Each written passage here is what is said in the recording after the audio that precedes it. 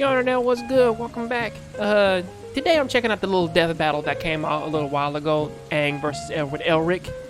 Yeah, for those of you out there who kind of just want to skip past the, well, because I'm doing the shorter version today, because I'm not about to do the full, like, 20-minute video, so I'm just going to just show the fight today. But, based on how I'm kind of looking at it, though, we have Aang. In this case, he's the Avatar, controls all 4 elements.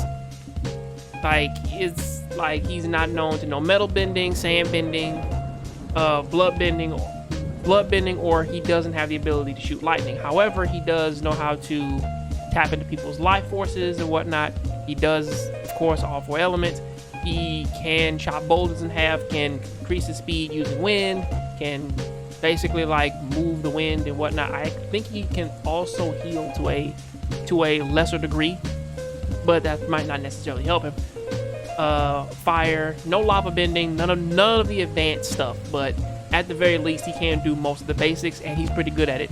As for Elric, he has quick alchemy at his disposal. He also has the ability to basically change whatever is thrown at him, like, or at least like he can kind of like alchemize just about whatever he kind of gets his hands on. You know, you kind of know, like, no alchemy circle and all that crazy stuff. And also on top of that too, he also knows destruction alchemy, similar to what Scar uses.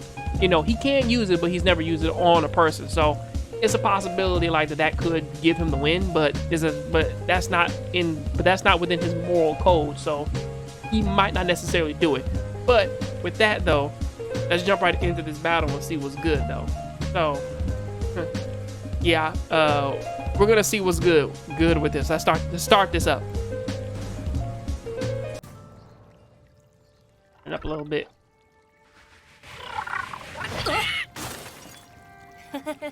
Sorry, Momo. You're just too little. Little? Who are you calling a pipsqueak, you stupid hairless kid? Nobody? I'll show you! So weird how this fight just starts.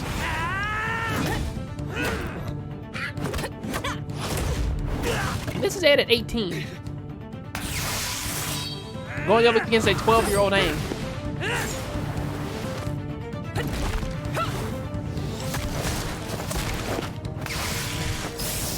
You gotta admit, man, like that. This fight is pretty smooth, though. It is pretty smooth.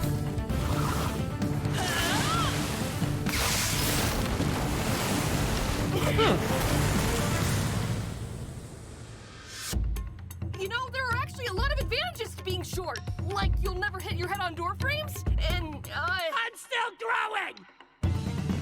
You're 18, man. You're not growing Now anymore. I gotcha.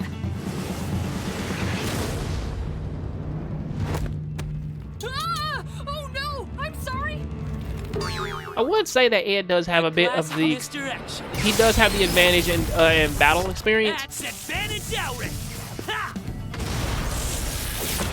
Damn it!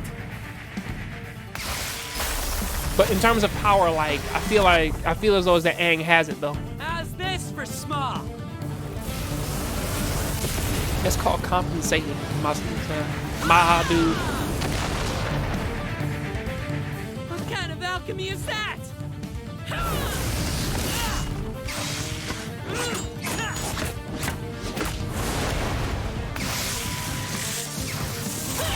Okay, no more clappy magic. Uh-oh. No, my cabbages! I won't lose you again.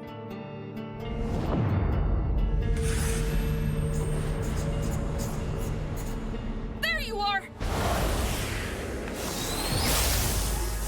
Nice try, Shorty!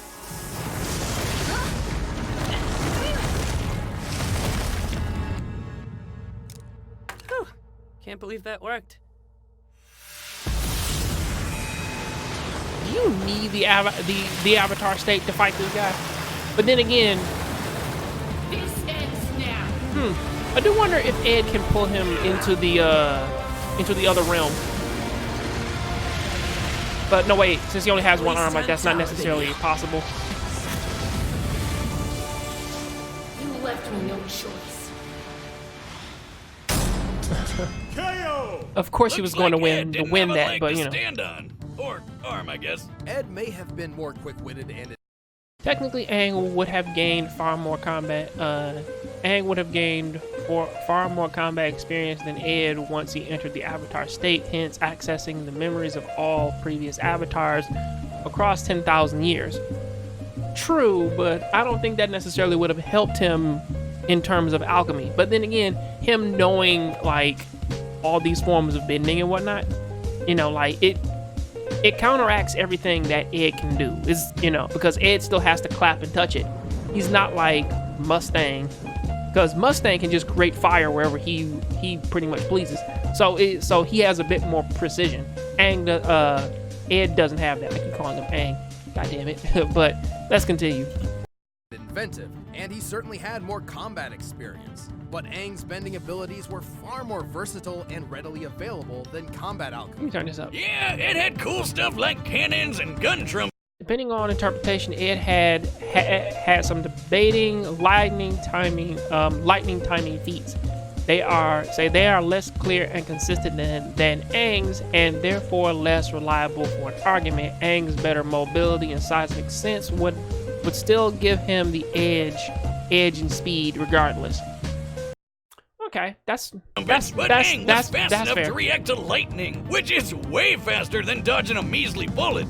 Recall how Ed survived an explosion that destroyed most of a 10-story building. By examining the size of the building and thus the It's worth noting Ed was shielded from the brunt of this blasting attack by his father Hohenheim. Straight on, the attack tore apart Al's steel armor body, which is generally shown to be tougher than Ed. volume of the conical explosion, this blast must have equaled about 30 kilotons of TNT. That's yeah. cool, but Aang did way more when he carved up a circle around that city in Avatar State. The force to blast such a huge ravine around the city of Yu Dao was a massive undertaking. By measuring the width, length, and depth of the affected area compared to the size of the city, we found it would take almost 160 kilotons of TNT to pull that off. More than 5 times. Closest Ed ever got to experiencing this level of destructive force was from Kimberly, who nearly killed him. Even if Ed could miraculously survive this level of power, past incarnations of the Avatar have feats of volcanic eruptions calculated to be in the gigaton range. Greater Well, than yeah, Ed's yeah, but best that's- durability feat. that's those so Aang grand definitely had the firebenders, stuff like, who to move crush fire Ed's around and automail whatnot. arm and the rest of him. Granted, Ed could reach this sort of power by sacrificing his life force. Remember Kimberly's explosion, the one empowered by a Philosopher's Stone, a blast worth 157 kilotons of TNT? That's almost identical to Aang's feat, and theoretically, Ed could have been capable of this level of power. Theoretically. However, a Philosopher's Stone uses many souls, while Ed could only draw from his one. Not to mention, drawing from his own life force meant his power-up had a very short and dangerous duration limit compared to the Avatar state, which has no such limit. But even so, Ed's tactics and creativity kept him in the fight, yet the Avatar's speed, power, and versatility was too much for him. Aang may be a pacifist in canon and would hardly kill anyone, but unleashing his full power is a sight to behold. Just when Ed thought he had the hang of it, he alchemist the mark. The winner They just is can't Avatar go one Aang. episode without it. Thanks for watching this episode of Death Battle. If you want the battle music for yourself, you can get it by clicking They the just link can't go down an below. episode without telling And like if you'd a to weird see some little more battle little and joke. death, But make sure who's to click next? The link over there. Oh, Diva versus Ronmon? Oh, That's what? right. Okay, so Ghost Rider versus who? Oh, Lobo? This one's tough. That's a tough one. Because Lobo is as strong as Superman. Well, not just as strong, but like he's not stronger. You know, but he went on to fight Mephisto.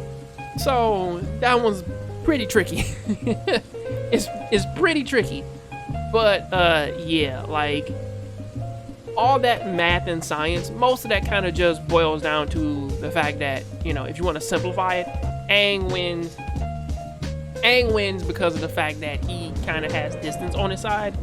And the other guy, and Ed loses because of the fact that he kind of has to touch things and Aang doesn't.